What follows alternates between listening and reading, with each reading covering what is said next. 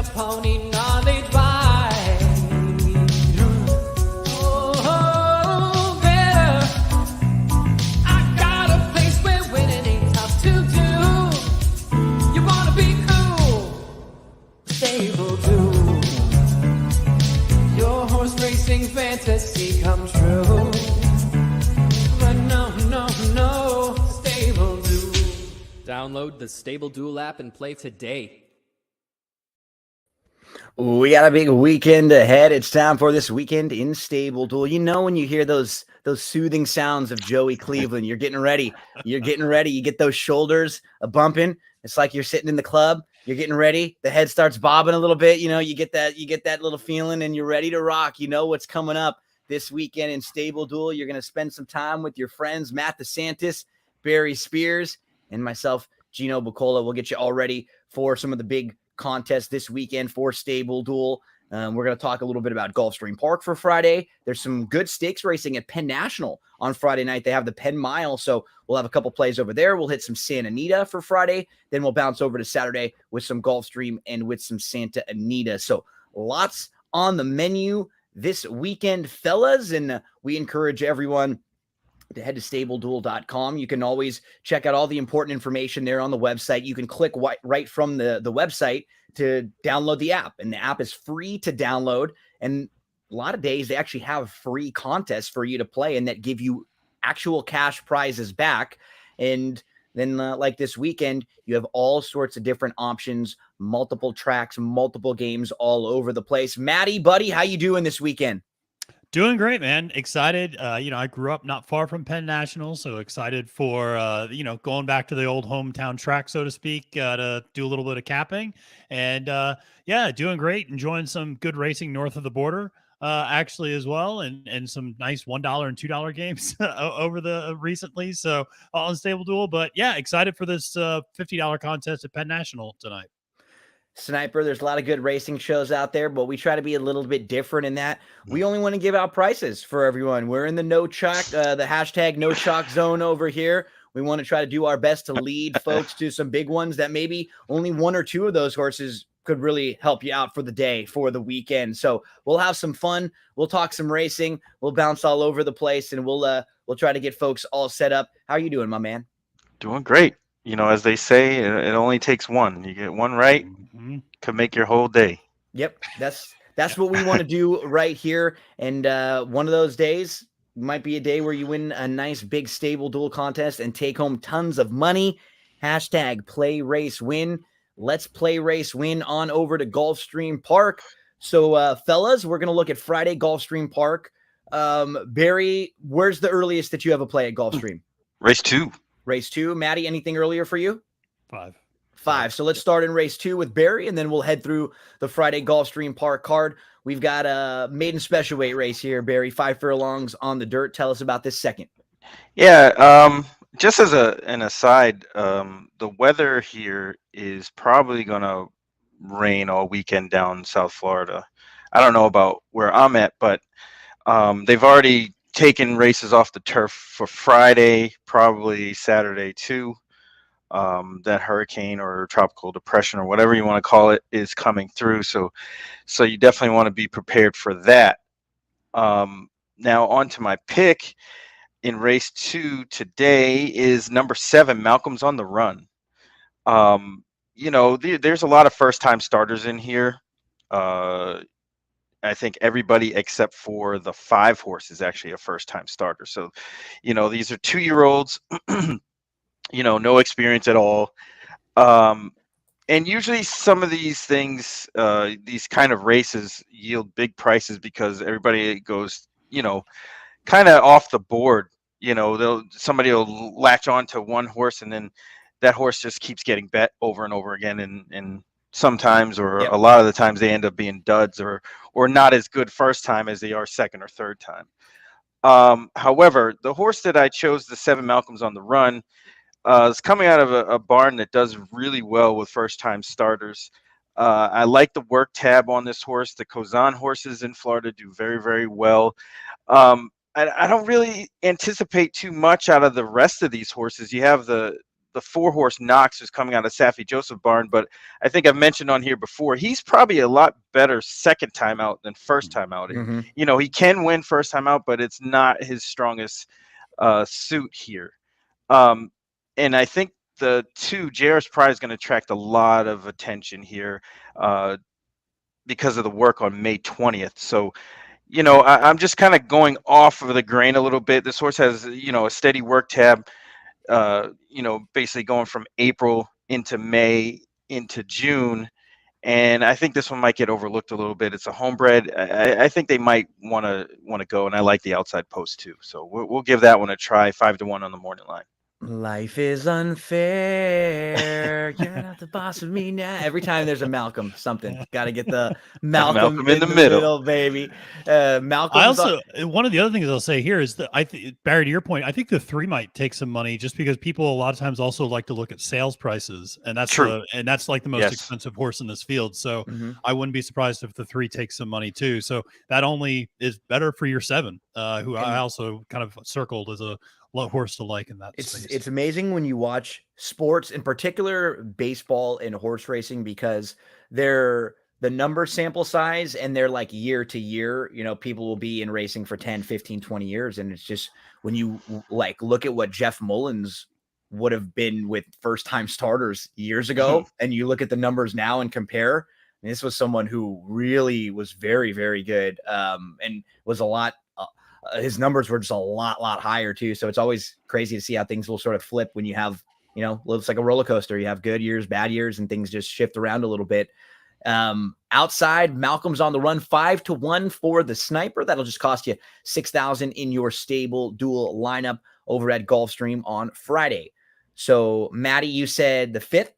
I have the 5th, but Sniper, are you doing like another one? Are you doing the 3rd? No, I got the 5th too. Okay. 5th, okay. All right, both got I think that. Okay, I'm so 2, 5, and 7. And they are I'm in off 7 the as turf. well. Yeah, so they are off the turf here, it says, I believe. Yep. Okay. Yes. So yeah, so we'll see. Maybe Sniper and I are on the same horse, but Let's see it. here in the 5th race. But 5th race is, as you guys said, off the turf. It's going to be on the synthetic. A $16,000 maiden claimer, 1 mile for 3-year-olds and up. I like the number 8 horse Bird Note. That's it. Is that it? Okay. There we go. I had Love a it. feeling we were going to land on the same horse. Love it. Love This it. horse is 6-1 on the morning line, only going to cost you $5,000, which is your average stable dual cost per horse. I really zeroed in this horse once I knew it was coming off turf too, and it was on the synthetic. This horse has the best synthetic speed figure out of all the horses in the field. Also getting a little bit of class drop. I think this is a horse that, if you also look at the favorite in this space, Dunnigan, ran his worst race on synthetic. That was a bad trip as well, but just, yeah, it's not a lot to like there. I think it's a space to fade the favorite. And I also think Bird Note has a little bit of versatility. There's not a ton of speed here. And this horse has shown to be, a little bit of ability to be forwardly placed. So I just thought the combination of going off turf and then the way this horse has kind of progressed recently, I thought made a lot of sense for a pretty modest investment on stable duel. Bird Note, Barry, anything else to add here? Yeah, same thing. It was the slight drop in class going to the synthetic. This horse should be good to go. I really highly doubt 6-1 is in the future. Like, playing through the windows, I would say this horse is probably going to be second choice, maybe even favorite. And that's what's great for stable duel in that situation. Building your lineup, you'll be able to play this horse like a 6-1 shot, when in all reality, that's probably not going to be the case for Bird Note. That's race number 5. Where else are we headed at Gulfstream Park for Friday, fellas? I think we're both headed to 7, and I'll let Yes. Barry take the honors this time. So Okay, lead the way in race number 7, my friend. So we've got a 16 starter allowance. Yes, that's off the turf also. And I ended up on number 5, Penati, and it wouldn't surprise me if Matt's on the same horse. Yep. Because we looked, I know, especially after the last one, that we looked for the same things. Yep. Nice. And if you look at Penati's February 9th race and the January 5th race, both on synthetic, the horse just ran really excellent. Has 3 wins on the synthetic, which a lot of these horses can't say. There's a couple of multiple winners, but nobody nobody all that great. This seems like just the natural spot for a horse like this to win, especially off the turf. I think they can track the speed. I think Domineering is going to try to get out there if they still run. There may be a question there whether that horse really likes the synthetic or not. But yeah, this horse just falls into the right spot, and this is another one that I think is going to get bet down quite a bit off that 5-1 morning line. Maddie, anything to add with Panati? Yeah, I think Barry and I zeroed in on the same horse for a lot of the same reasons. I will say Lady J, the favorite, 5-2, last time out ran worst, or 3 times out ago, I should say. Last time a race was taken off turf and run on the synthetic at Gulfstream, ran arguably the worst race of her career. So there's some questions there about the favorite and whether she really likes that surface as much. I also should be pointed out, Panati's getting the blinkers on. So I like that equipment change. Should sit right behind that early speed, and sure, his horse has shown some versatility to be able to do that. And so, yeah, it just makes a lot of sense in this spot. And again, I don't think 5-1 is going to happen, but we'll see. Gulfstream. It's a 2-star play, not a 3-star play. We Yeah, got That's two 2 stars. 2 in a row, back-to-back 2-star plays. Anything else at Gulfstream for Friday, fellas? Got a few in the books for Friday. Let's head to Santa Anita for Friday, and then we'll head on over to Penn National. There are stakes races and some good turf stakes races at Penn on Friday. So Santa Anita, Barry, I've got 2, 6, and 7 for Friday. Where are you looking for Friday? I have 2 and 7. Okay, so we may be in the same in a couple spots too. Tell us a little bit about race number 2, who you're looking at there.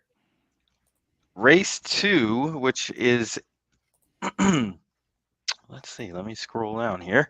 It's a starter allowance for $50,000, 6 furlongs on the turf. This race is really kind of interesting. I think I had the inkling that the morning line may have been slightly off. Because a lot of these horses are really, really evenly matched. Mm-hmm. I mean, top to bottom, if you look at their buyer speed figures, everybody is right in the same area code. Yep. Some horses will have to improve slightly to win this race. Some could actually run, similar to what they've been running and win this race. So I think this field is very competitive, and that's why I gravitated to this race, because I don't like short prices, especially with the one in here in Doncic that I just don't like at all. The horse has no punch when it counts, and I just can't trust a favorite like that. So I ended up on number 3, Camaraderie, off the claim for Steve Knapp. I thought this horse has run really decent races at a higher level. Yep. The drop in class makes a ton of sense here to get the win off the claim. The horse is training forwardly coming into this event. Steve Knapp is 18% coming into this first time off the claim. And I think the cut back to the sprint makes a lot more sense too. So kind of getting a little bit of a makeover here with the drop in class and then the cut back in distance. I think all systems are go here. They're going to try to win this. Yeah, these a couple races down here that are sneaky too. Like he ran into Barraza, who, and first off, look at how strong this race was. Barraza comes back out to win a graded stakes race, wins the San Simeon, had won 3 races in a row at this point. There's your boy Vanzi, who comes back out of that race to win the $100,000 first level allowance, and then was second, was beaten just a half a length behind Evening Sun in the grade 3. Barristan the Bold was also in here. He came back to win back-to-back races. So he's exiting some live races. And, the horse that we mentioned right before, Evening Sun, that's the horse who he ran into in his next start. Evening Sun came out of that race, went up to Golden Gate, and won the grade 3 San Francisco. That was his second win in a row, and he's been very, very sharp. He's just coming out of like really tough races. Way better races. Another one, Hong Kong Harry. He is a horse who came out of this race. He had back-to-back wins. He was in very nice form right here. I believe he got scratched, or he was going to run in the stakes race sometime soon. Cash Equity came out of his race to win. There are a lot of things to like about the number 3 camaraderie. If you're playing Yeah, any sort of in particular, the January 22nd Clockers Corner was a sneaky good race, even yeah, first off the bench, and I think just the class relief makes a ton of sense here. camaraderie, the number 3, he will be in all of my pick 4s and pick 5s. I'm going to use the horse right next door to him, Commander Kai. Commander Kai, almost the same thing. If we're playing Commander Kai off of his March 7th race where he won, Hmm. he's a major player. And then what ends up happening is in back-to-back races, he just runs into trouble. And so it's a little sneaky. Instead of being like a 7-2 shot in here, he's a 5-1 shot because he's run into trouble in multiple races. He's the number 3 in this race that we're about to watch. And he's right with the leaders. Like he's right there on top. But what ends up happening is, okay, so the 2 to the outside go. You got to make the decision here. So you don't go. Now you grab a hold. You kind of take back. And when you grab that hold and you take back and you end up losing 2 or 3 lengths in your momentum, and now you rush back up again right here. I would prefer to take a hold and sit or to go. You're kind of in between. And now you went back up and you're 3 wide. So now all of a sudden you're with the leaders, you take back, you're back up again, you're wide, you're chasing. I just didn't love the trip. And look at the winner of the race. Augusta Melody won gate to wire. So, when she broke on top, or when he broke on top, he was actually in the right spot. Then you take back, and you can't do that going 6 furlongs or 6.5 on this particular layout. You have to be more forwardly placed. He had shown a lot more early speed in some of his races, and then in his last 2, he just got in bad spots. He completely missed the break. So this was 2 starts back, and then last time out, you don't even have to watch the whole race, but he just misses the break. He's the number 2 here. Hey, what's going on, Frankie Miramati out there, and misses the break down on the inside, and the race is over for him now. Yep. The race is won by New Park, who gets the lead here and goes gate to wire. So you miss the break, you're dead last in a race where the horse who gets the lead wins. Just in some trouble, and with the way that those races shaped up for him the last 2. So I'm thinking could be in what Barry had said, in a more competitive race now. His price is probably boosted up a little bit coming off of back-to-back races where he was 7-2. Now the betting public will go, oh, okay, he was 4th a couple times, and now we'll get a little cold on him. But he had excuses those days. There were reasons why he didn't quite fire up to his optimum standard. So Commander Kai in a race where Barry and I will both be using horses right next to each other. Barry's at 6-1. That'll cost 5,000. Mine at 5-1. That'll cost 6,000 in your stable dual lineup. So I've got the 6th and the 7th. You said race 7, Barry? Yeah, I'm in 7. Okay, Maddie, and you have nothing at Santa Anita today, right? You have Penn? I'm saving it up for Penn National. Penn National for Friday. We'll head on over to Penn in just a moment. So in race number 6, I am going to go to the number 7 in here, Half Barber Bingy, who comes off of a 4th place effort. And if you look at his running style, so he is not fast at all. Like he's a great cold, way to start talking about a horse, right? He is not fast at all early. He's like a stone cold closer. The thing is that he actually, and you may not be able to tell just because if you're looking at his running lines, you'll just see, oh yeah, like he drops back way out of it last time out. But you like most of the time, it's just like he has a good start and he takes himself back. He had a bad start last time out. It was just really uncomfortable. Like he broke slowly and then it just took, I think you can kind of notice even at the second call, he's still 10 lengths back, So if you look at his other races, he's been, and it wasn't as if they were going way faster in that race than they had been in other races that he was in. He just couldn't really get going a little bit because that beginning was so bad. He kind of broke slowly. He was sort of like having a tough time getting into a nice stride. And then he started to, and he really closed well. He was like 15 lengths out of it, and he made up a lot of ground. In the 1 1/8, I don't think will be any issue for him at all. The only time we saw him go a little bit longer, it was immediately followed by a very long layoff. He went 1 1/8 back in May of 2021, but then we didn't see him race again until February of 2022. So there had to have been some physical issue that day to why he was gone for so long.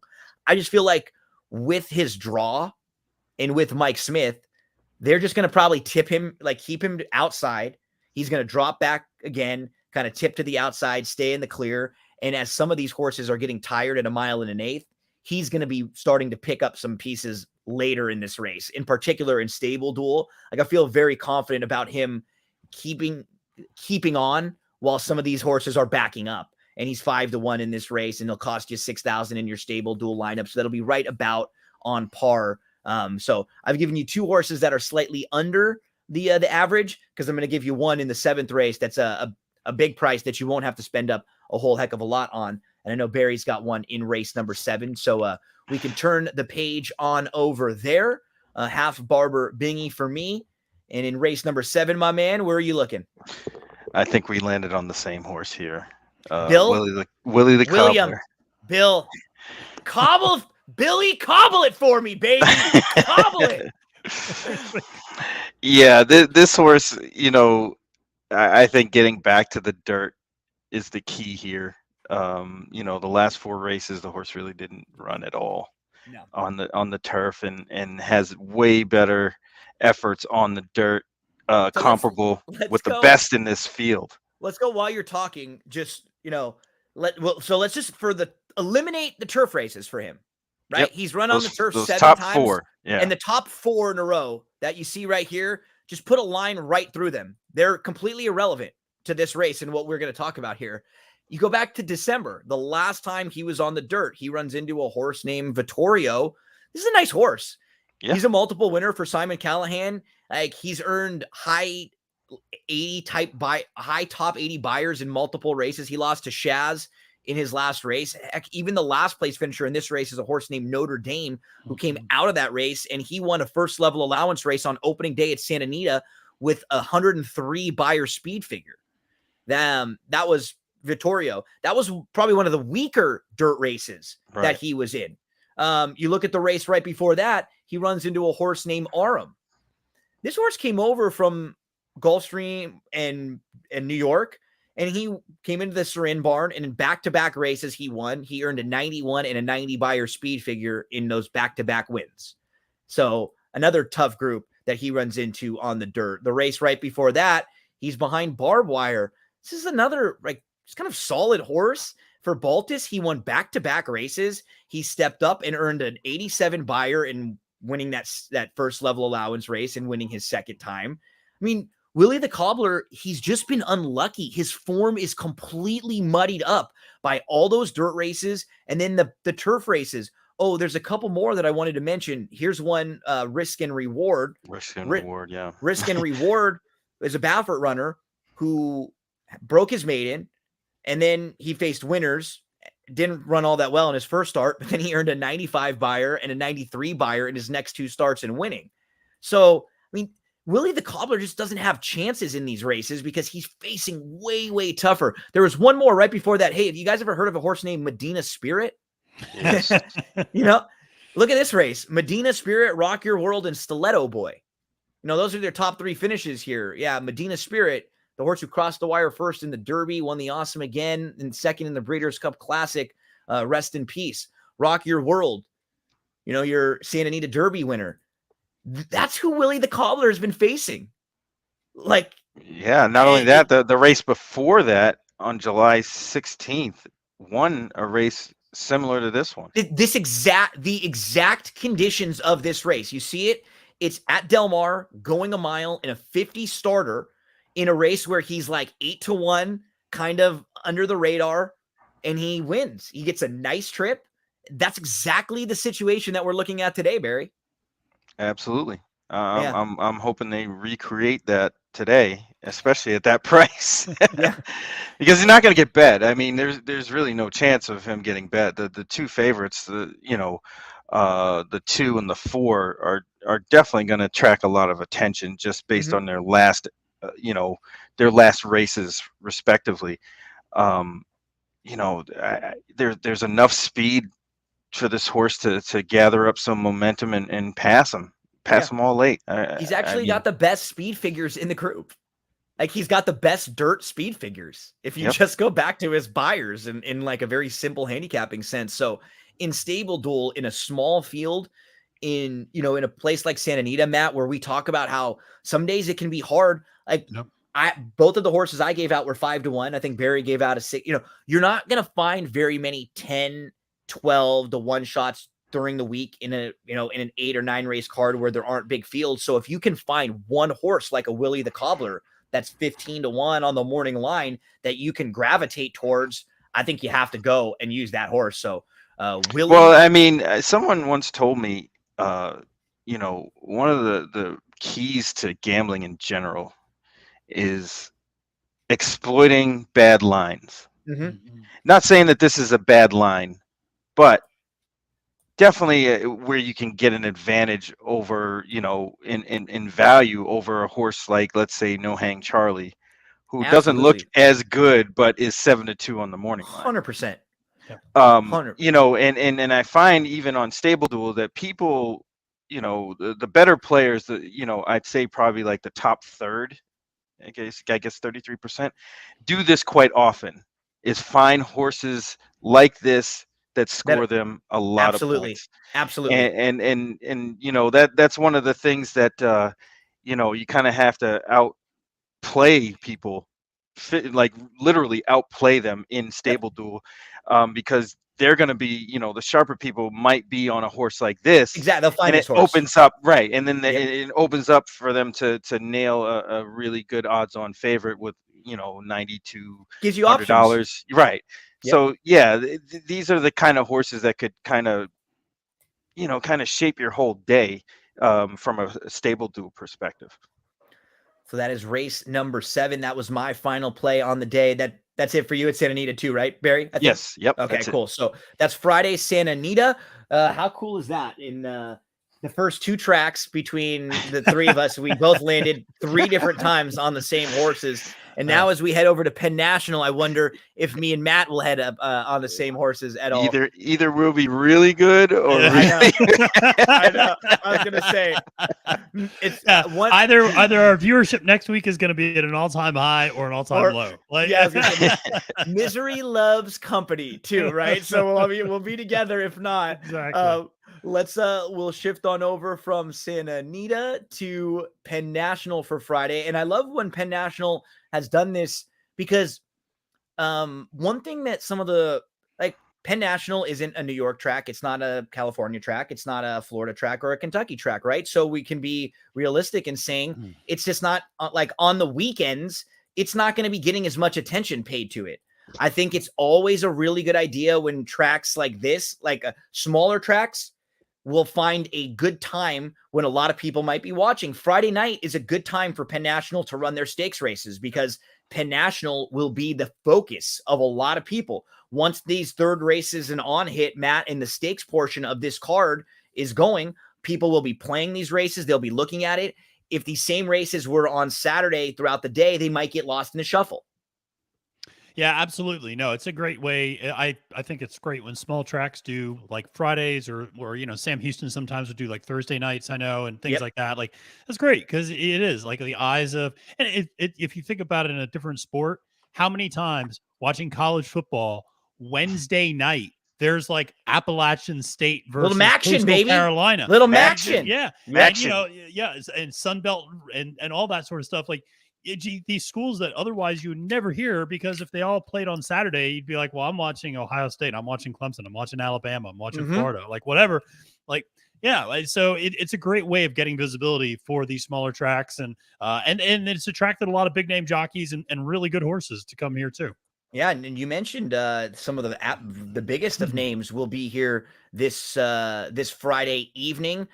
We've got Paco Lopez. I know Flavian Pratt's going to be aboard a few. Rad's going to be there. Yeah. Hernandez is also out there riding. So lots of top tier jocks going to be coming in to try to get some of that stakes money. I'm going to go to race number 3. Matt, do you have anything earlier on the card? I also have race 3. So let's see where we go.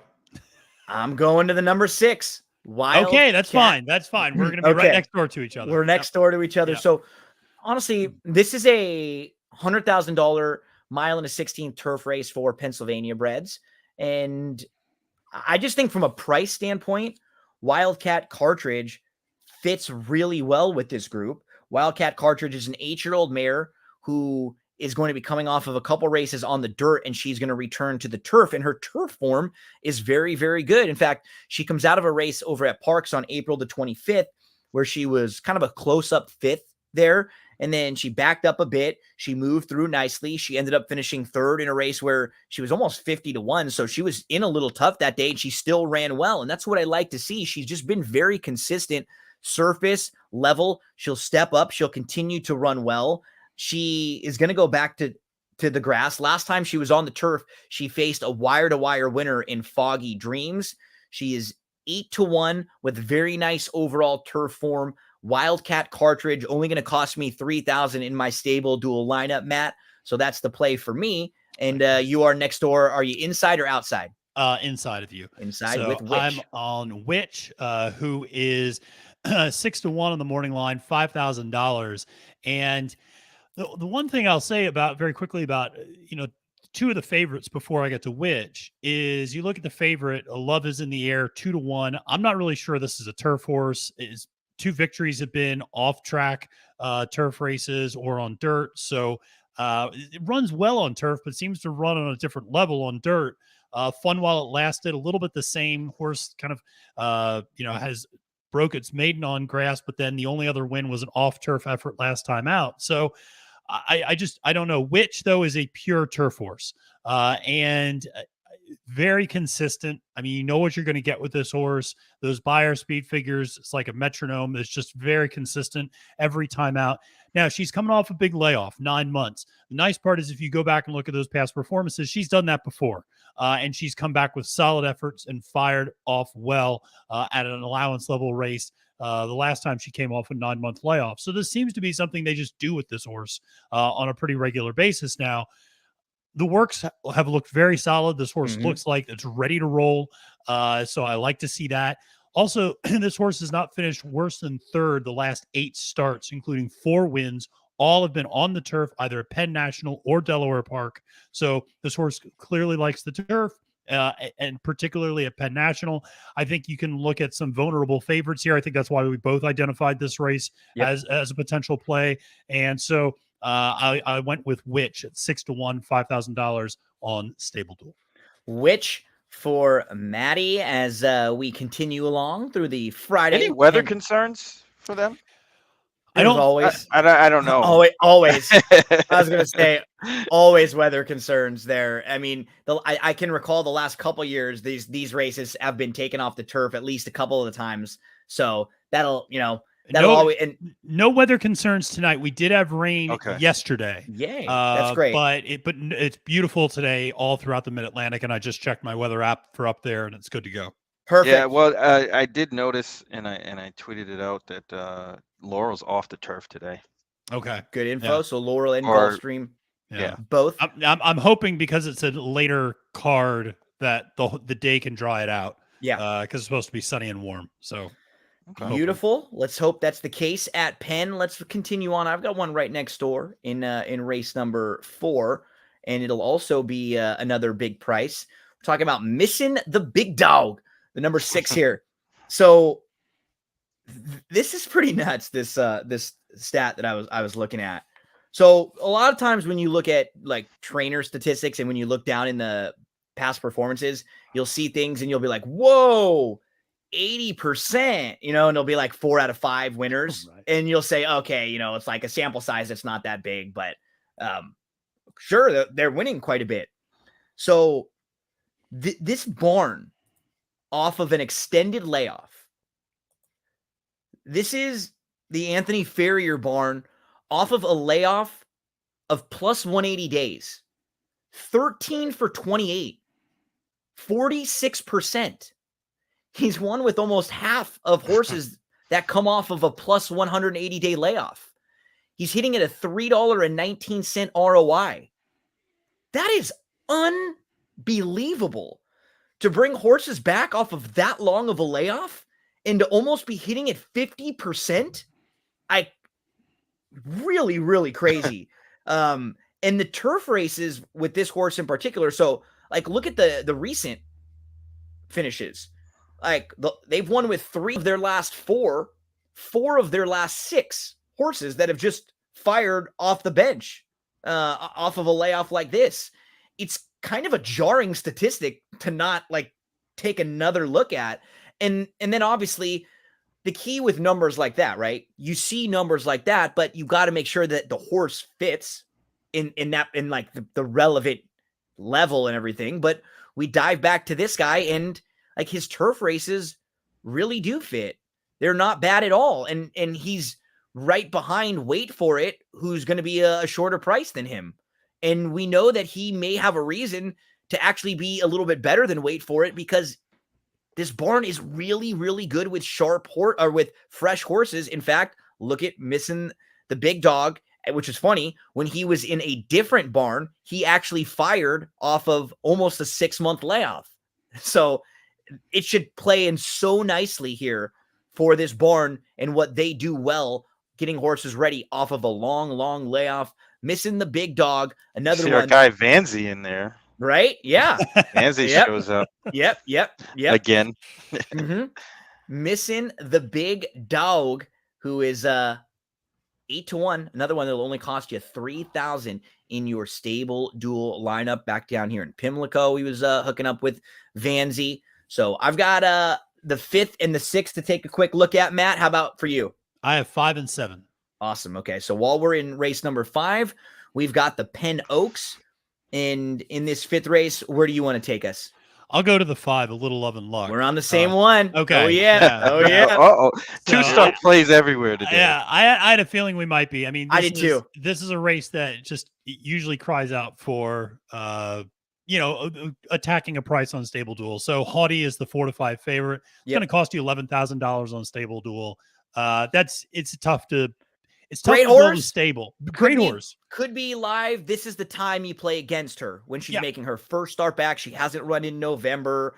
It's a smaller field. And honestly, I think probably some of the reasons why we both come to this horse, there's no speed in here, Matt. There's no speed. And I think the other thing is, if you look past Haughty, then the only other question is, do you fade the brown horse customer list, the 6, who broke its maiden and then had 7 months off? And so I'm willing to try to do that with A Little Love and Luck, who finished second in Nest at the Suncoast, was in a lot of tough stakes races, 2 back, lost to Consumer Spending and Pizza Bianca.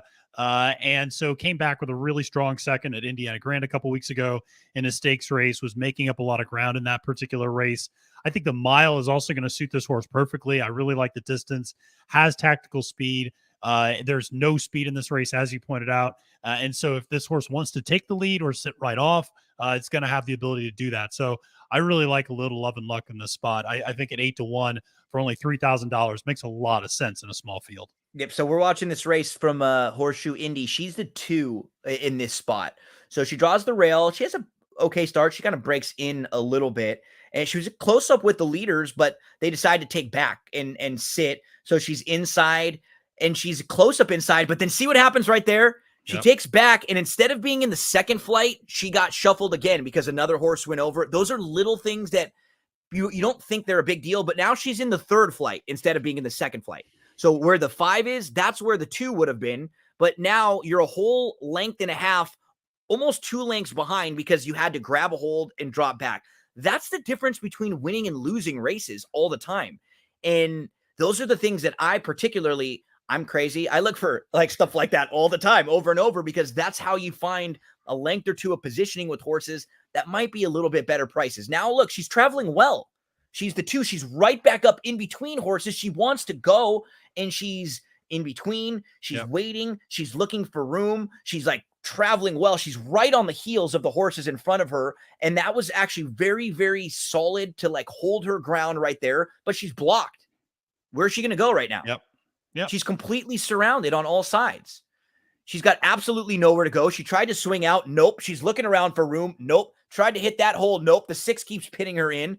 Now she's going to duck in between horses. She actually gets a little bit of a seam late, and she almost wins. As soon as she gets an opening, she explodes right here, and she just misses. Yep. No, I mean, that she should have won that race. And, I mean, she was in trouble the whole way. I remember watching that one actually live and just being frustrated. That's one of those. It's one of those things where I thought myself personally that that horse didn't get the best of rides that day. I think Yeah. they could have been a lot more aggressive than they ended up being. And it cost the horse the race. I mean, Mhm. definitely loaded. Probably should have won that race, like Matt Yeah. was saying. And I think with Paco coming off of a trip like that where you had a little bit of trouble and you were behind horses and you could have been in front, or not in front but a little closer, now you go. Right Yeah. now and now you don't let that happen again, Mhm. getting in trouble. If she gets beat in this race, it's not going to be because she got in trouble. I'm thinking Yeah. if she gets beat, it's probably because she went too quick early. And that's Yeah. fine. Like if you overcompensate and you want to get her aggressive and get her out on the front end, and then she's just not good enough. But the beauty of this race is Paco can be aggressive in that first quarter of a mile, and then he can let her relax slow. because there's nobody who's going to put pressure on her. So, No. so he can give her a nice breather down the backstretch if this Yep. works out. Yeah. It feels like a really good spot for her in this small field. A little love and luck. We just need a little bit of that, Maddie. Yep, we do. We continue on. So I'll go race 6, and then Matt will finish up at Penn National with race number 7. Then we'll turn the page on over to a little Saturday Gulfstream and Santa Anita. Thanks so much for hanging out with us, folks. We always encourage you when you're looking to play the races. Head on over to drf.com. I always pull up these past performances. For me, when I'm handicapping, I handicap every day, a couple different tracks, watching all sorts of different replays. So it's so convenient to be able to just one click and then you're right there to the replay. One click, you're right there to the chart. One click, you're right there to the pedigree information or the trainer statistics. You don't have to have a whole bunch of different tabs up. DRF.com, those daily racing form past performances. 0235 is the play for me here. That's a good So one. this guy's a little bit sneaky. Overall, he's got 10 career races. Now, if you look at his turf form, he's been on the turf 8 times. 6 of them have been in the money. The other 2 times he finished 4th and 5th. So he really doesn't have any bad turf races. Let's look if we were going to play him off of November 27th, right? Look at his form down here. He's starting to really progress. He finishes 2nd behind Side Dog. I needed him that day at November the 27th at Hakodok. It was 27-1. He just got beat a nose and he took the lead. And then after that, they take a shot in the Jerome. They go over to Turfway on the synthetic. I think both of those races are easy excuses. Just put a line right through them. Yep. Comes back in the Woodhaven on April the 23rd. And we don't have to watch the whole race here, but it's a small field. He's the number 2 in here. And he just is a little bit slow. He ends up being taken back to last in this race. It's a field of 6. He's going to be down on the inside and he's going to be last, and they're going 49-2 to the half mile. You know, they're just not going fast, and he's dead last. He just has zero chance in this start. Is his first start in this race. Is his first start in a few months. He actually ends up making a huge, wide move as the deuce. So watch him here start to sort of loom into contention. He's got to go from dead last inside all the way around to the outside, chasing slow fractions. So of course he's going to flatten out a little bit, but he moved right up into contention with this group, and that was his first start in a few months. He just didn't get the kind of race shape that he needed to be able to go on with them. He had to do everything just to get back up into contention here. I actually like this effort, just showing that, you know what, he fits with that group. And then coming back in his next start off the bench, he's in a spot at Belmont Park. He's 15-1, and he's the 5 in here. He's in a little bit of traffic. So he's got a good start, and you think things are going to look a little bit different from him, but then he sort of runs into some traffic. He's the 5 in here. So let's watch 0235. Better beginning, right? He's close up again, but he's sort of in a crowd right here. So he's trying to look for where to pick up. Oh, there we go. Now I'm in tight. Now I got to back up a couple lengths. And it's sort of like the similar thing that we talked about in the other race. Instead of being up here sitting 3rd, he's now about a length and a half behind that, and he's sort of buried on the inside because he's got a horse to his outside. He can't go up. He can't move up because there's a horse in front of him. So you're just sort of forced now.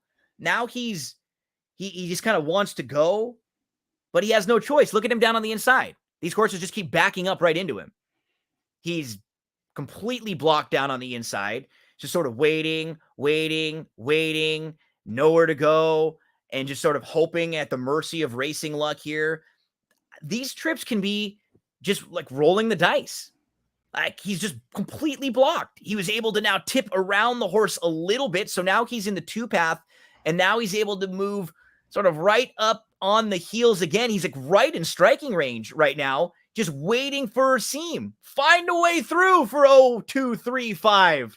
But he just has to go. And one thing I'll say about this horse in particular, and obviously I'm not a trainer by any means, but I would try to tell the jockey to kind of get in better position early. Absolutely. I think that's the only thing that's beating this horse is the coaxing early. I mean, it seems like, all these races that we saw the replays, they just kind of let the horse kind of come out of the gate instead of forcing the issue. I think they should force the issue because it's going to get that horse into the race earlier and finish stronger. And he can do that, Carmouche. Absolutely. That's his thing. Absolute thing is just getting horses. That's his thing. I would love to see that. I mean, look at the race that, the Central Park, the November 27th race. He was in it early. That's the trip I want him to. That's the one I want to see from him more. Absolutely. Just like that, a couple lengths off. And I think they tried to do that a little bit last time out, and he got sort of stuck in that bad spot. Even when he angled around to the outside, he had the horse kind of pushing, on him. So he just never got to really stretch his legs. I think there's a little more there than meets the eye with 0-2-3-5, the number 4 in race 6. So I've got 4 horses. They're all 8-1. They're all 3,000 in Stable Duel. So they won't cost me a whole heck of a lot. Matt, why don't you finish us up over at Penn National in race number 7? Yeah, so in race 7, and I'm glad to see our listener Steve is headed up to Penn National today. So that's always Stevie, good. buddy. Love seeing people heading up there to the track.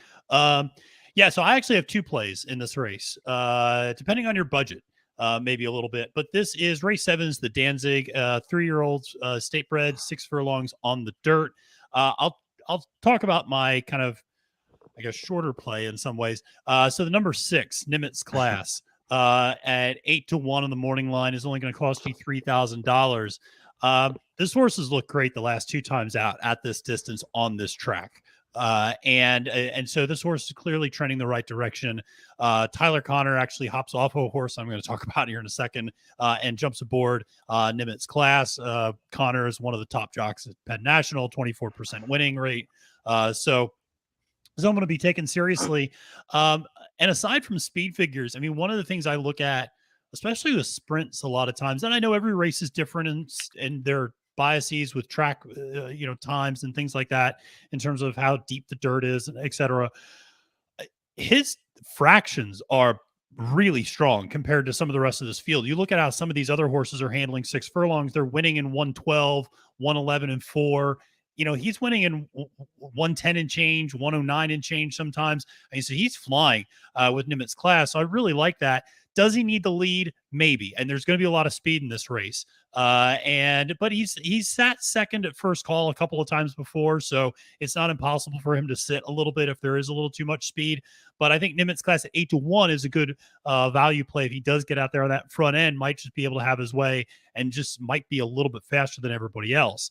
The other horse I'll give you, which is a little bit cheaper, is the number 4, Bourbon Music, at 15-1. Nice. And this is a horse that's only $500. This is a horse also coming off 2 really strong efforts the last time out at this distance over this track. This horse seems to have figured out something over the winter, going from 2 to 3. Either the horse filled out, just got bigger, just got more mature. It really has turned in some solid performances at 6 furlongs. And again, aside from the speed figures, you look at those fractions, they're legit. And he's running those 6 furlongs really well over this distance and over this track. Here's the thing, and here's why I would kind of play Bourbon Class at 15-1, very inexpensive price. Because here's the other thing is, and this is something, Penn National is actually a lot like Santa Anita. in that outside of these stakes races, good luck finding a lot You're of not value. well. They Like, just it's you're not. just There aren't the thing is it's not even like we're not trying to be funny. There are some races where they don't exist. Where Right, you literally, it's exactly. a small field. The biggest price in the race is a horse that's 6-1 or 5-1, and you can't even like. It's really hard to build a lineup. Exactly. And so that's why a horse like this, I think, is really valuable because it gives you that flexibility. It's what you and Barry were talking about earlier with our boy Willie the Cobbler. But it is, I think if you look at the way this race shapes up, a lot of horses are going to want to get to the lead. There's going to be a lot of speed on the front end.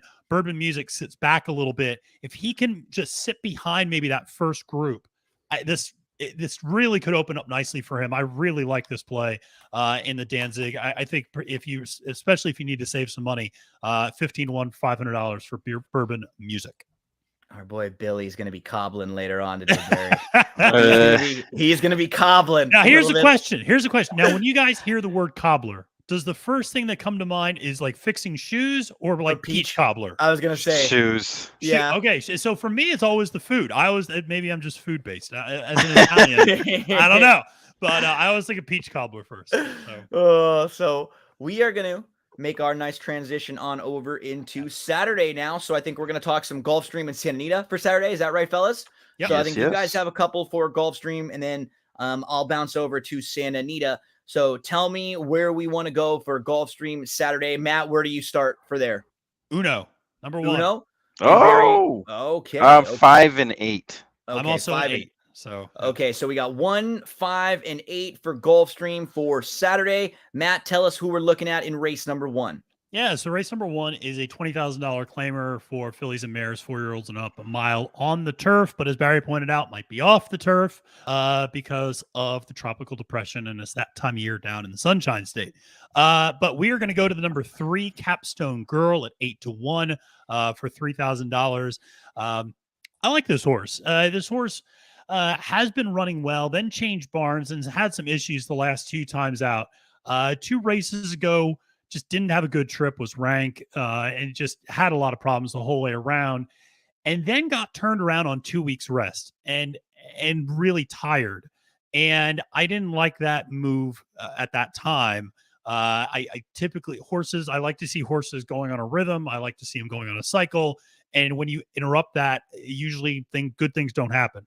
And so now this horse is going back to typical month to 5 weeks in between races. I think this horse will be fresh. Also, this horse is getting blinkers added.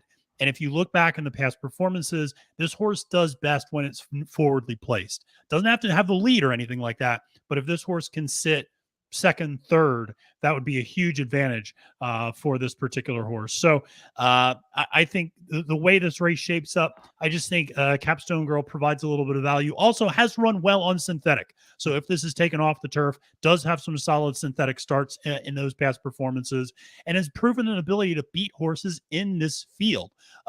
Beat Divining Exchange, who's at 5-2 in the morning line a few races back. Beat Jazzy T, who's 7-2 in the morning line a few races back. So the horse has the ability just about putting it all together again. I think the blinkers are going to help. The layoff, an appropriate amount of time for the layoff is, I think, a beneficial thing. So like Capstone Girl in race 1 for only $3,000 on Stable Duel. Do note that Capstone Girl lost to Pennati first time off the bench. First time off the bench this year. Look at that. I love it worlds around. When worlds collide, it all comes together there. Yeah. Capstone Girl in the 3rd. So we're gonna go to races 5 and 8 for Saturday. Race number 5, I believe Barry, are we both in this race? I am in this race. Okay. I got the 5. I'm in the 5th. Barry's in the 5th. Tell us where we're looking. In this maiden special weight, which I anticipate being off the turf, I took number 3 Tax Code, who's 12-1 on the morning line. This is a Godolphin homebred that it appears that they didn't have any semblance of trying to win that race, even though that horse was bet down. Yeah. Just the way the horse was ridden, came out of the gate fairly slow, swung 5 wide, as the 2-1 favorite. There wasn't really much in there To be honest with you, It's- for this horse to finish that far back, I Mhm. think that horse probably needed that race. There's not much in here. You know, if you like the one a little bit, I really can't endorse that based upon, you know, uh, just having the rail first Yeah, time out I is agree. not good, especially going long. It's a little bit more difficult, I think, than a shorter race where they can recover. Um, yeah, it just, I guess it goes down to this. If you look at number 7, Racket, and this is really why I kind of gravitated to this horse rather than anybody else. Um, Racket was on the synthetic last time on May 1st and had his own way with it up top and still Still lost. couldn't seal the Yeah. deal. Yeah. Still lost. And now you add Grand David, the 8, in this mix, and that horse is not going to get an easy trip No. at all. And that's your morning line favorite. So And that those are the two that are going to take all the money too to the outside. exactly. And I don't think they're just going to run off and leave everybody behind. It's definitely possible, but I just don't think so. And I think it opens it up for a horse like Tax Code who probably needed some time. I mean, you know, he ran March 5th and now it's June 4th. Yeah. Um, And you can I see he think, sort of perked up too. His yeah, work his started to like workouts. improve. It's like, oh yeah, now I'm supposed to, they just figure it out. Like this is what I'm supposed I to mean, do. he's bred to be a good one. Mhm. You know, obviously they kept this one for whatever reason. Uh, but yeah, there's not much in here. I mean, you can No. look at King Silvio and be like, I don't really know. But Win this or horse has a lose, this lot horse more just shouldn't be upside. this price, right? Right. That's the key. I This think horse, that's really where we're going with it all. But you know, I just that first line with Racket really stood off the page, and then kind Mhm. of opened my eyes to open things up with someone else, and Tax Code seems to be the one here. That is race number 5 on Saturday, Gulfstream Park. Tax Code, lots of upside here. Second time out for Owen Hardy. Did we say race 7? 8. I think 8. Okay, we're both going to the 8th race there. First level allowance on the dirt course. Matt, why don't you tell us who you're looking at here? Yeah, so I don't know. Maybe Barry and I are the same Uh one. I don't oh. know. Number 12. Are we No. going? Okay, all right. So I'm going number 12 decaf, 6-1. I'm not a coffee drinker, so I don't mind if it's no decaf. Mountain Dew. Mountain Dew. Yeah, exactly. I don't have it with me today. I'm actually trying to live a little healthier. But I'd like to make it to like 50. That's all I can But- have, unfortunately. You don't want to see Gino with any caffeine or any additional boost, fella. I used to say, I think I mentioned this before, when we'd be out and I was, partying with some of my friends, and they would be places, and my friends would be doing stuff, and they do something, and I say, do you want to see what I would be like if I did that? Like, do you want to see You don't what want I would that. be like if I took a bump, or if I had a little bit of an upper, or there was a little bit more Gino going around? Because I don't think that would be good for anybody around here. And they kind of look back at me and be like, "You're right, Gino. We're not even going to offer you anything anymore here." So that's Sounds like a wrestling promo. right. Yeah, like that's the world. That's the world that I'm living in. So tell us a little more about no decaf, Maddie. Yeah, so no decafs. It's interesting. Horse really doesn't run bad races. I mean, that's one of the things that I think sticks out when you look at this horse. Very consistent in terms of speed figures and finishes. Distance, I think, really should be ideal. I think 7 furlongs is probably best for this particular horse. And like I said, I think there's room to grow with some of those speed figures. Came up a neck behind American, of course, who's 3-1 on this card. Just and managed to do that despite significant trouble early on in that particular race. So overcame that. So with a better trip, you'd think this is a horse that could stand some improvement. Won't have to go maybe quite as wide, although breaking from the 12 hole, you never know, but we'll be able to slot in, I think, a little bit more and save some room where they want.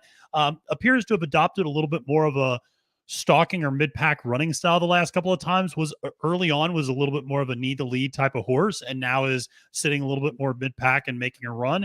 And I think that actually might work out nicely in this particular race. I think the 1, the 5, and the 8 might all be flashing some early speed. Maybe no decaf can sit behind that. So we're at 6-1, $5,000. I like playing no decaf in this particular. Most of us get a little more stalkery as we get older. You know, we get a little, we get a little crazy. You know, What? So, I was gonna, yeah. You know, Wait, what? I love how Matt said he was like, he's become more of a stalker. As I'm like, yeah, you get a little older and you just become a little creepier and you want to stalk.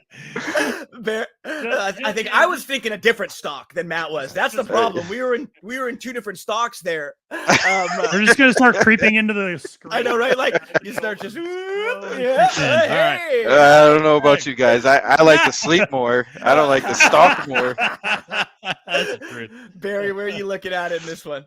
I had somewhat of a different view of this race than Matt did, unfortunately, or fortunately, maybe. I don't know. I'm not really sure. I mean, I guess that goes to show that this race is really interesting.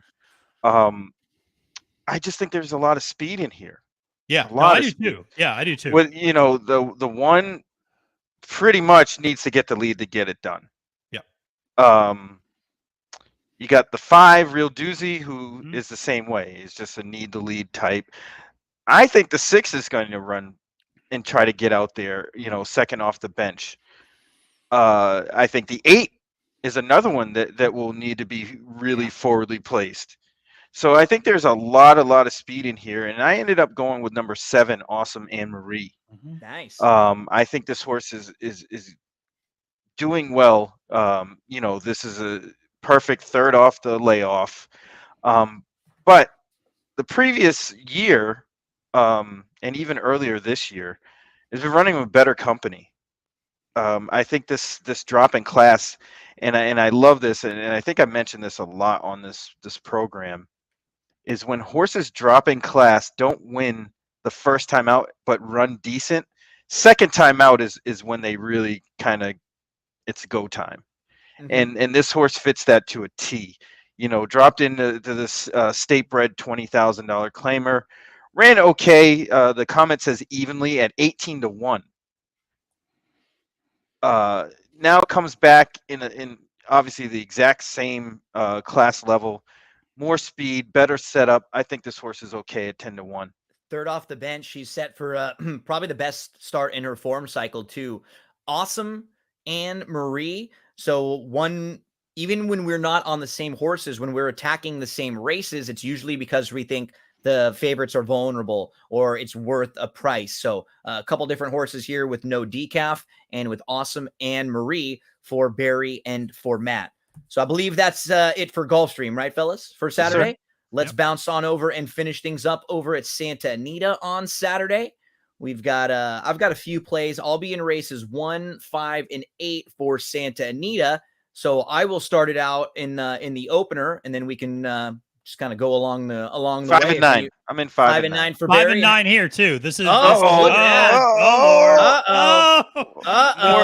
2-star plays. We have a potential could. 3-star play too. We could have a Gina's couple. in- I Gina's know. in 5, aren't you? So we could all be in Yeah. there. Let's get to my first play here in race number let's 1. let's be less stalkery though. I know. Let's be a little less stalkery, right?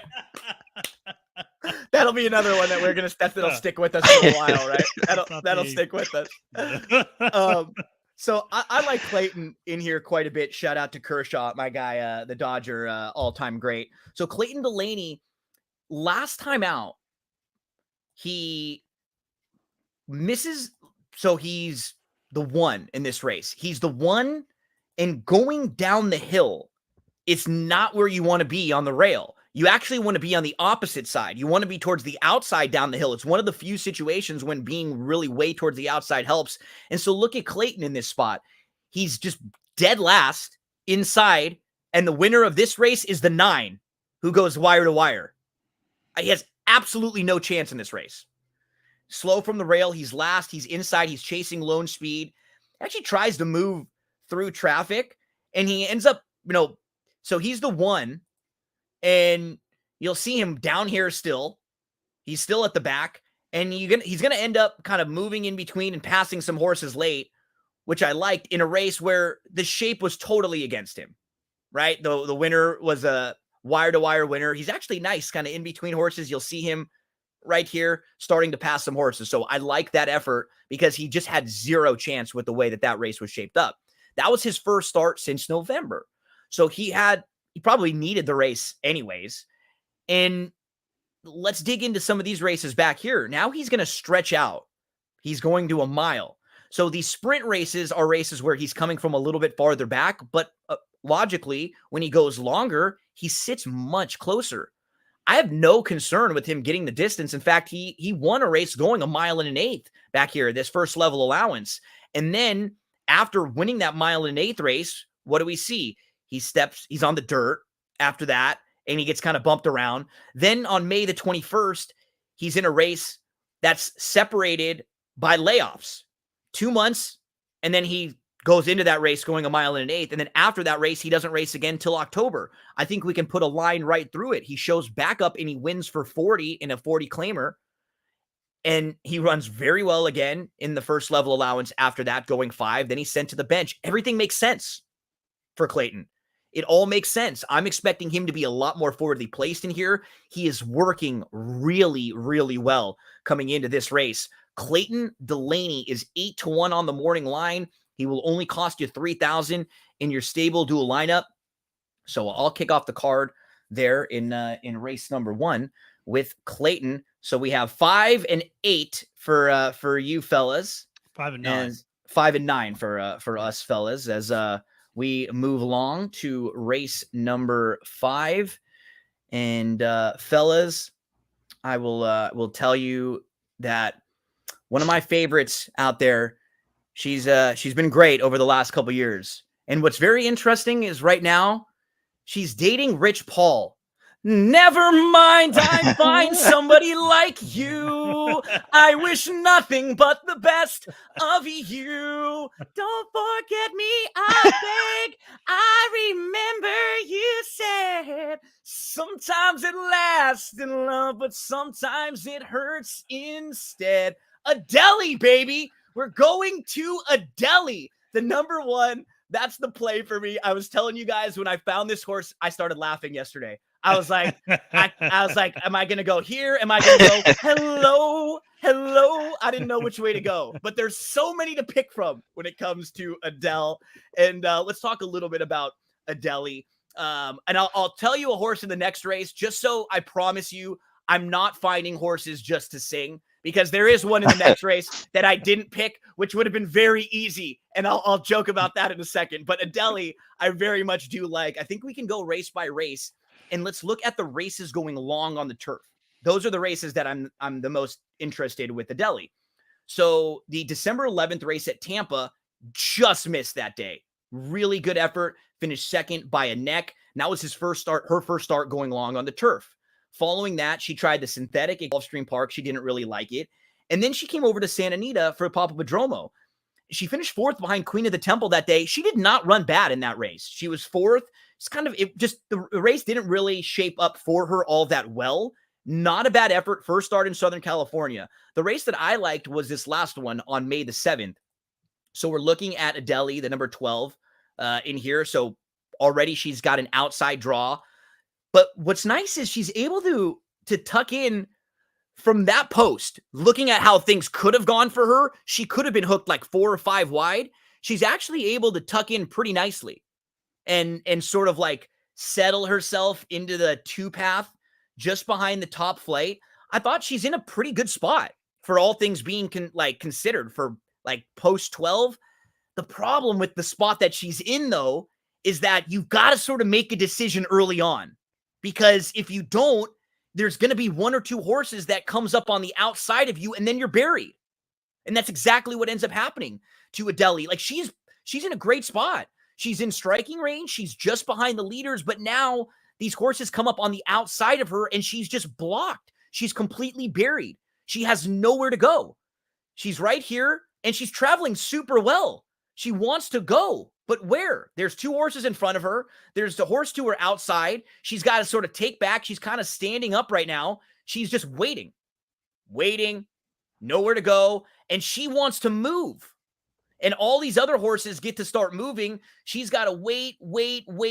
There's going to be a really weird cut in this video that happens right now, too. Watch. She angles to the outside, and then she gets sort of pushed back in, and the video is going to cut in just a second to the end. So I don't know why that ended up happening, but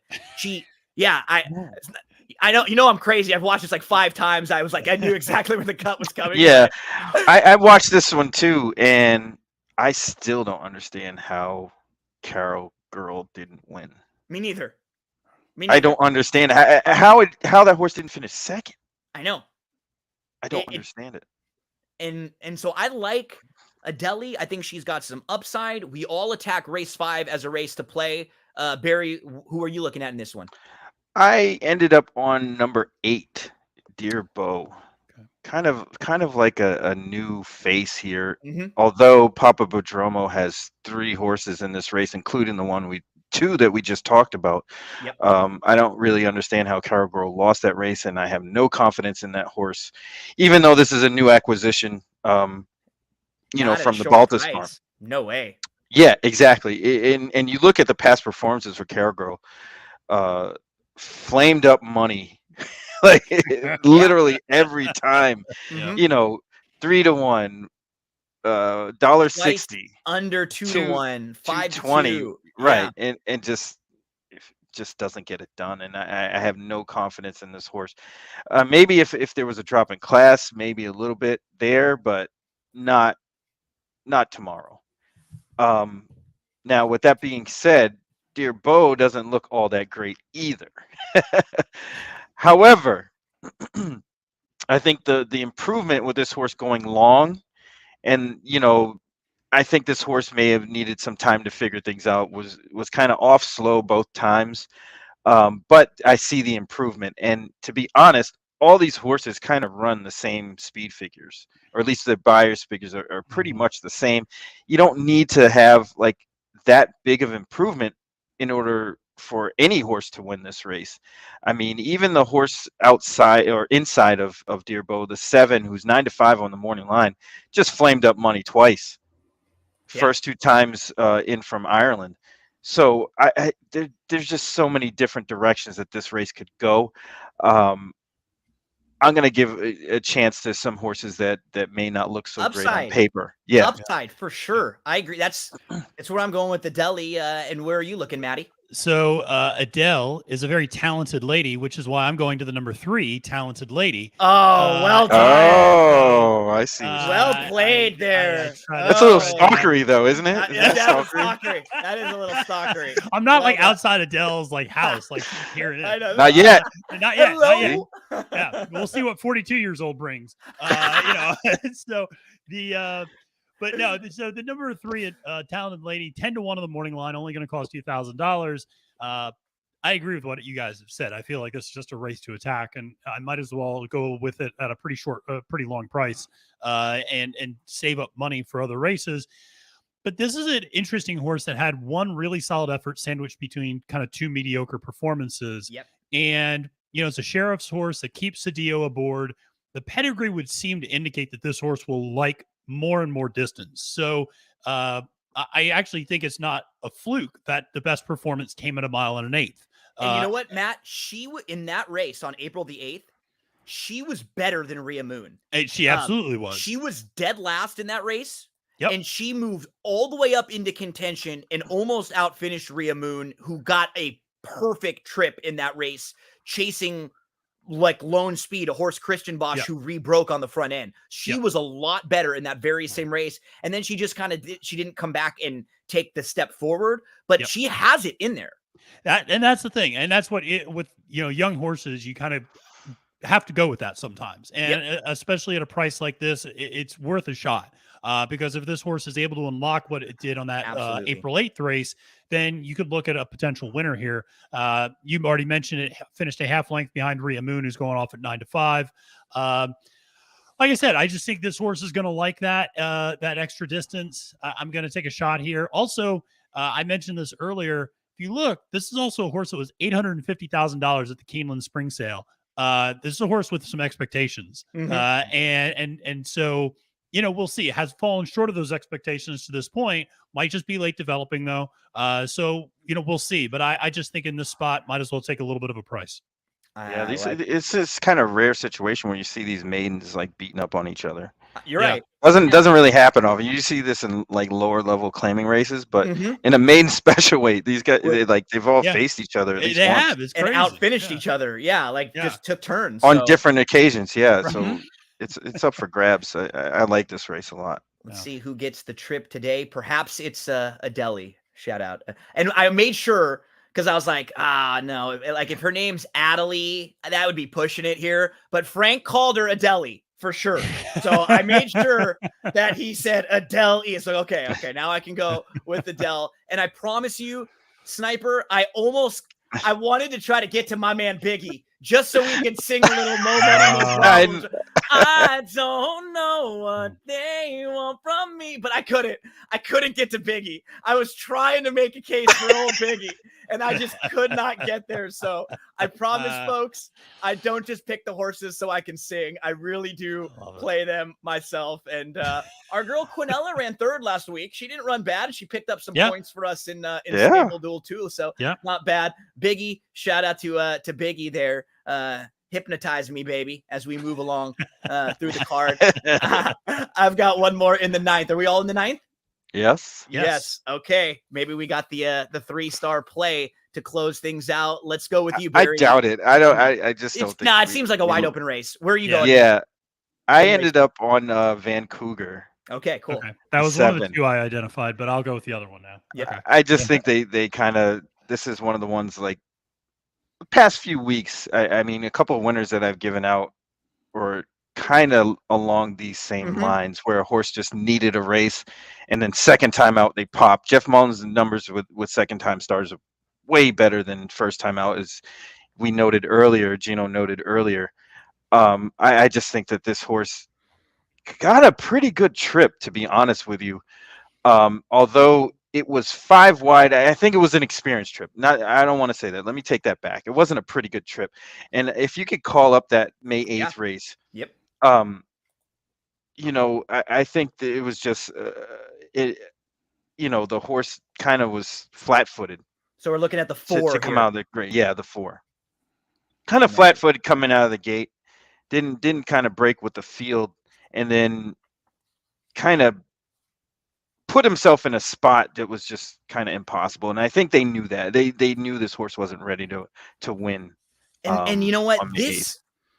It's so difficult to pass on the straight turf courses there. Like going 6 and 6.5. You just don't make up ground from where this horse is like that. Right. And you'll see in the second flight, there's like a log jam on the far turn where this horse had 4 horses in front of him. Yep. And then has to tip out, almost 6 wide to try to get around him, and then flattens out late, which, as expected, as a first-time starter, usually, you got to be pretty special on the turf to kind of win first time out in a big field like this. But you'll see right here, there's the 4 horses, maybe even 5 in front of him, and he tips way out wide and makes up the ground. You can see the move. The move catches your eye. Absolutely. And kind of makes up ground here, and then hits a wall. I'd say right around here. But there's kind of stops. But there's something there, right? Yes. And that's what led me to believe that this horse probably needed the race. They didn't pursue. You could see the kind of let him jog it out there, but I think this is a way better spot. The experience is a much better thing for this horse, having that one race under the belt and coming back against horses that ran in that last race too, who are probably kind of going to get bet here. So I think this horse has a sneaky good chance to take the prize. Vancouver is pretty cold. I would prefer Vancouver.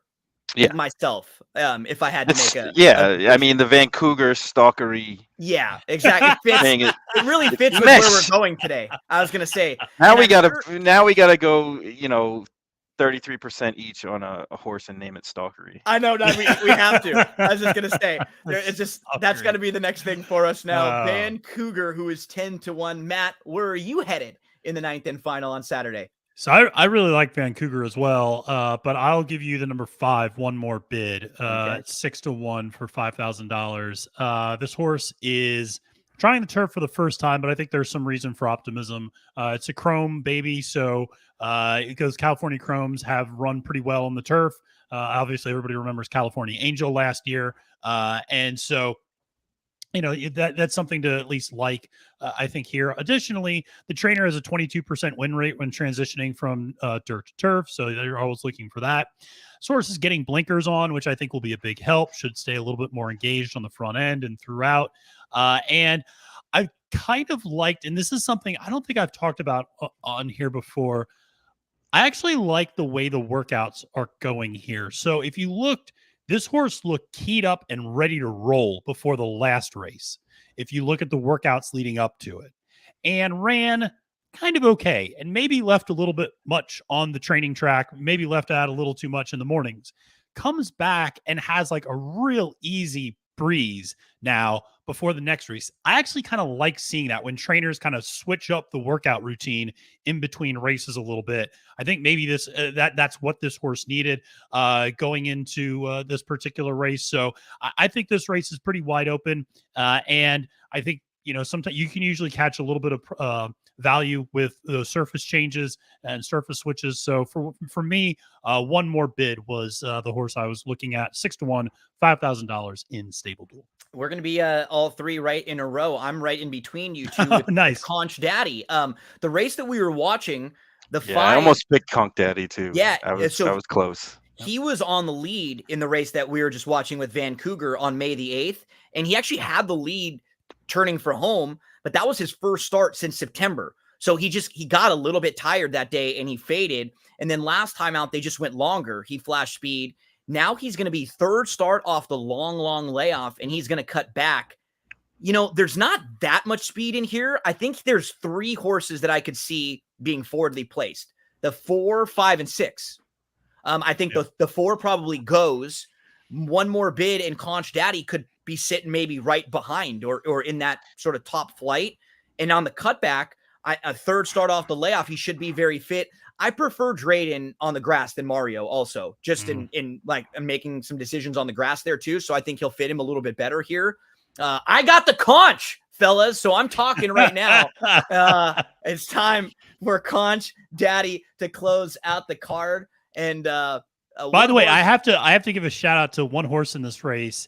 I couldn't believe, because I actually had to go back and look how old these horses were. The number 1 horse. I can't believe Doug O'Neill has a horse called Haskell after losing the Haskell last year on Hot Rod Charlie. That is so funny. But the horse was named this well before that race. So that's what just made me laugh. And I don't have a lot of faith in this horse, but it'll be interesting to see coming off a long layoff. Yeah, he ran into Pinehurst, who Came out of that race to win the Del Mar Futurity. Yeah, no, that was a nice race he was in early on, but we'll see. And N-Bar, who was there one day. This is funny, Barry, as being someone, and this knows we're about to get off the rails, so that way I know it's time for us to finish up right here. But this is one of those words. This is one of those words that I learned from being out here in Southern California. Whenever you're going to purchase some of your water pipes, you got to get the percolated downstem. You got to get the downstem that percolates. Whenever, smoke them.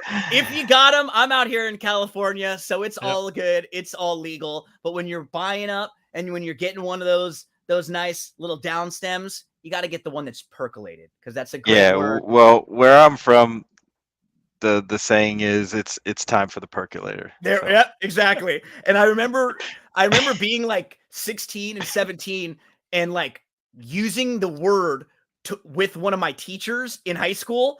And I remember thinking I was so cool for being like, if they only knew why I know what percolate means, and because they were like, Gino, that's a great word. They were like super impressed that I used that. I was like, oh yeah, I know what percolate means. I do. And then they thought about it later and were like, and they're like, oh, okay. Man. Then like 2 weeks later, I walked in from break and my eyes were a little bloodshot, and I got sent to the office, and then things changed a little bit. But that's a story for a different day and a podcast for a different week. I was gonna say my dad watches this, so I don't know what you guys are talking story about. for a at different all. day, podcast for a different week. And you know what? That's when I'm in Southern California. So It's we have a not different time set for of the rules. percolator. It is apparently. not. No, it is. I don't know not. It what is we're not talking time about. for the. It was what? not back at Muhlenberg High School in Reading, no clue Pennsylvania. where It was we're not. going. Somebody say stalkery? I don't What? even know what we're talking about. Adele? Hey, Is what? that allowed? We can talk about Adele, right? We can. Yeah. I think- Well, I it think- depends. I was gonna say it depends where we're going. Depends. But one thing that you can guarantee every week here, we're going to have a lot of fun. We're going to do our best. We've handicapped these races. We're prepped for you. And we're going to have some fun hanging out with a couple of our friends, just like I think a lot of you talk races with your friends, whether you're at the track, whether you're prepping for your wagers all weekend long, whether you're talking about how to build your stable dual lineups. We'll be with you here each and every week, except for next week. Next week, we won't be here. Next week's actually Belmont week. I'm headed to Oklahoma for a few days for a friend's wedding. So I'm going to be gone for a couple days. I'm actually going to be hanging out with Craig Milkowski for the first time. Shout out to Craig. My man. Timeform US. My guy. He's been on my show. We've talked for hours. We used to talk on TVG back in the day on like Sunday mornings. He would come on after big races and we'd have like recaps and stuff, but we've never met in person. So I think the way the schedule shapes up, we should be able to watch one of the NBA games and kick it and have a good time. Just don't beat him at pickleball. He'd be upset. Okay, I'll take it easy on him at pickleball. Shout out to Craig, who I'll be hanging out with next week. Shout out to everyone. Thank you guys and gals so much for hanging out with us each and every week. We'll be back in 2 weeks. Next week, I wish everyone the best of luck. It's Belmont week and a very, very good couple of cards at Belmont on Friday and then on Saturday with a lot of the undercard stakes. I'll probably grab these two guys to come on my show and help me out with some of those stakes races next week, maybe early on in the week. Matt, good luck to you, my friend. Barry, good luck to you. And remember, big money games all weekend long for Stable Duel. Get those entries in and play, race, win. Joey, my friend, take it away. Better. You want to spread your pony.